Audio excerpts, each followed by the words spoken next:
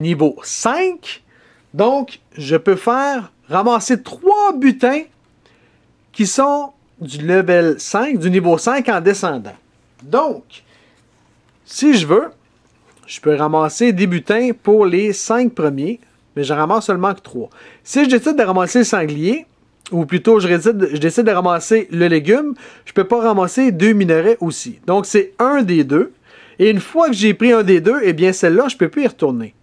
Donc, si j'avais 3 butins ramassés et que je suis au niveau 5, ça veut dire qu'il y a 3 niveaux que je peux prendre une ressource. Les 2 autres niveaux, je ne pourrais pas rien prendre. Donc, si je décide de prendre un sanglier, je décide de prendre les 2 minerais et finalement un bois, eh bien, je suis correct. Si je n'ai pas de place pour récolter, mettons, un mouton ou un sanglier, je n'ai pas de place dans ma maison ni dans ma ferme, eh bien, je ne peux pas y aller. Même si je me dis, ben non, je vais aller le chercher puis je vais le changer en point de nourriture, vous ne pouvez pas. Vous devez, avec les expéditions, absolument être capable de le prendre. Maintenant, si vous regardez celle-là ici, je vais pouvoir ajouter 1 à la force de toutes mes armes si je prends ce bonus-là. Donc, c'est lui, lui ou lui. Le 2, c'est lui ou lui, etc.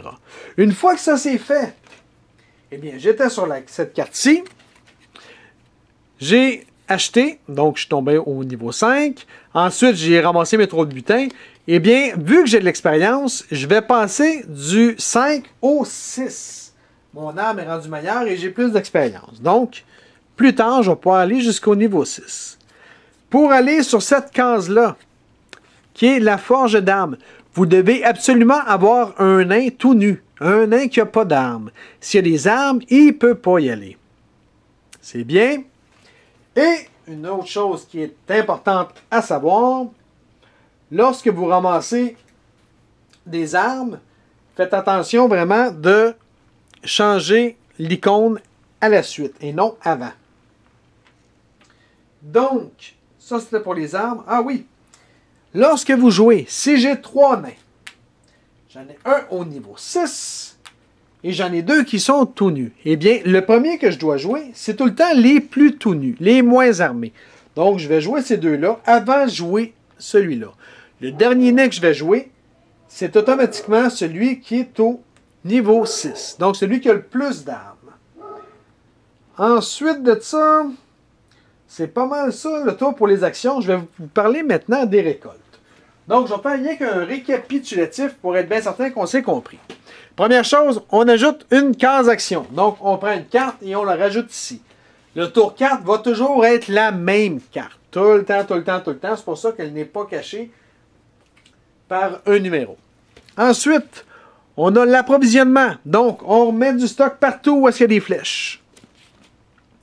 Travail, tout le monde va jouer ses nains. Si vous avez 4 nains, les autres en ont 2, c'est normal que vous allez y avoir plus d'actions, plus que vous avez plus de nains. Ensuite, on a le retour. Mais tout le monde pogne ses nains et les ramène à la maison. Finalement, on a la récolte. La récolte, si vous voulez, vous pouvez prendre votre aide de jeu.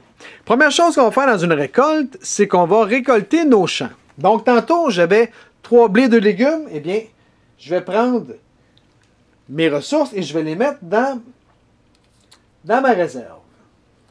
C'est la première chose que je vais faire durant la récolte. Ensuite, nous devons alimenter chacun de nos nains. Si j'ai 3 nains, eh bien, ça va me coûter 2 points de nourriture par nain. Donc, je dois payer 6 de nourriture. Comme je vous disais tantôt, n'oubliez pas que si vous êtes dans le trouble, vous avez toujours ici le choix de vendre quelques-unes de vos ressources pour aller chercher de la nourriture. Si vous venez juste d'aller chercher un bébé, quand juste c'est vraiment le même tour, eh bien ce bébé-là coûte seulement qu'une nourriture. Parce qu'il ne mange pas gros, il est bébé encore. Mais si je vais, mettons qu'ici on était au tour 2, si je vais chercher un bébé au tour 2, rendu au tour 3, ça va être rendu un adulte. Donc je vais devoir payer le gros prix pour mon bébé. Une fois que ça c'est fait, vous allez pouvoir faire la reproduction des animaux. Les chiens ne se reproduisent pas. Parce qu'oubliez ça, les usines à chiens, ça ne marche pas. Par contre, vous allez pouvoir avoir un animal pour chaque espèce que vous avez, au moins 2 de chaque. Si j'ai 2 moutons, je vais prendre un bébé mouton si j'ai de la place pour le prendre. Si j'ai 2 ânes, bien, je peux prendre un âne si j'ai de la place pour le prendre. Si j'ai 5 ânes, bien, je fais rien qu'un bébé pareil. Si j'ai 22 bœufs, ce qui est très étonnant, j'en prends rien qu'un pareil et seulement si j'ai de la place. Si j'ai pas de place, je peux pas faire un bébé pour pouvoir récolter. Ce qui veut dire que tantôt, je vous ai compté une menterie, soit dit en passant, vous pouvez ramasser, quand vous faites une expédition, vous pouvez ramasser un âne et le faire cuire tout de suite. C'est vraiment seulement pour la reproduction, vous ne pouvez pas. Donc, je m'excuse pour la menterie, je le ferai plus, du moins, je vais essayer. Donc, ça, c'est pour les récoltes. Maintenant, les récoltes, quand est-ce qu'elles arrivent? C'est simple, on va se remettre sur le plateau central encore. Donc, si vous regardez, on a des récoltes à la fin du tour 3. À la fin du tour 4, on doit seulement payer 1 point de nourriture par nain. Donc, il n'y a pas de récolte. On fait juste payer la nourriture par nain, même pour les bébés. Au tour 5, on a une récolte. Au tour 6 et les prochains, on avait nos petits jetons qu'on a mis en début de partie. Ce qu'on va faire, c'est qu'on va les ouvrir et on va voir qu'est-ce qu'il y a dessus. Donc, pour celui-ci, donc pour le tour 6, ça serait une récolte complète. Au tour 7, on a un point d'interrogation. À quoi qu'ils servent? Les points d'interrogation, ce qu'on va faire, il y en a 3. Et à mesure qu'on va les pogner, on va les mettre sur notre petite carte qu'on avait tantôt. Donc, j'en ai pogné un, je vais le mettre ici. Et ce qui veut dire qu'à la fin du tour, il n'y aura pas de récolte, tout simplement. Lorsque le deuxième va sortir, bien à ce tour-là, on va payer 1 point de nourriture par nain plutôt que de faire une récolte. Et quand le troisième va sortir, bien là, on va avoir le choix. Soit on n'a pas de phase de champ ou on n'a pas de chance de phase de reproduction. Chaque joueur va choisir lequel des deux qu'il ne fait pas. C'est bien? Fait que soit, pas qu'il ne fait pas, mais soit tu as le choix de ne pas faire de champ ou bien tu ne fais pas de production. C'est bien? Mais je vous dis, c'est chaque joueur. Donc, c'est pas obligé d'être tout le monde qui choisit la même chose. Donc, pour les tours 5, 6, 7, 8, 9, 10, 11, 12, eh bien, vous allez piger et vous allez découvrir qu'est-ce que vous allez avoir. Maintenant, quelques petites choses de plus qu'on n'a pas encore parlé. Lorsque vous allez construire sur votre plateau, si je viens qu'à couvrir un seul axis ou ce petit lac-là, eh bien, je vais ramasser en partant 1 point de nourriture là et 2 nourritures là. Je peux le ramasser, je le ramasse tout de suite, mais après ça, je ne l'ai plus. Et c'est la même chose. On a un sanglier de caché là et on a un sanglier de caché là. Donc, lorsque vous allez construire, vous pouvez le ramasser et vous pouvez le mettre dans votre maison, le faire cuire, faites ce que vous voulez avec, mais c'est un bonus. Même chose pour le point de nourriture qui est là. Ensuite, ici, comme je disais tantôt, vous avez tout le lexique, si vous voulez, pour faire des changements. N'oubliez pas que les chiens, vous ne pouvez pas les manger, ils ne vous donnent rien. Par contre, vous avez, mettons, sanglier, rubis et des légumes qui vont vous donner 2, etc. Donc, ça, c'est tout sur vos petits boards. Sur votre aide de jeu, vous avez, comme je disais tantôt, les récoltes. Et de l'autre côté, vous avez des échanges. À tout moment, vous pouvez échanger un rubis pour n'importe quoi qui est là. À tout moment. Si vous voulez, vous pouvez changer un rubis et un point de nourriture pour aller chercher un bœuf. Vous pouvez également changer 2 rubis pour aller chercher une caverne. Chose intéressante aussi, vous pouvez changer un rubis pour changer l'ordre de nains que vous avez. Donc, tantôt, je disais que j'avais un nain qui était armé, qui était une arme de 6, et j'avais 2 nains tout nus. Mais si je paye un rubis, eh bien, je vais pouvoir jouer mon nain qui est armé de 6 avant les autres. C'est la seule façon qu'on peut faire ça. OK, ça c'est bien beau, mais comment est-ce qu'on gagne baptême? C'est simple. En fin de partie, donc, à la fin du 12e tour, une fois qu'on va avoir fini ce tour-ci, eh bien, on va avoir un décompte. De quelle façon marche le décompte? Vous avez des petits feuillets pour vous donner un coup de main pour les faire. Donc, premièrement, chaque personne va gagner 1 point par animal d'élevage et par chien. Donc, si j'ai 12 bœufs, je fais 12 points. Si j'ai 22 moutons, je fais 22 points.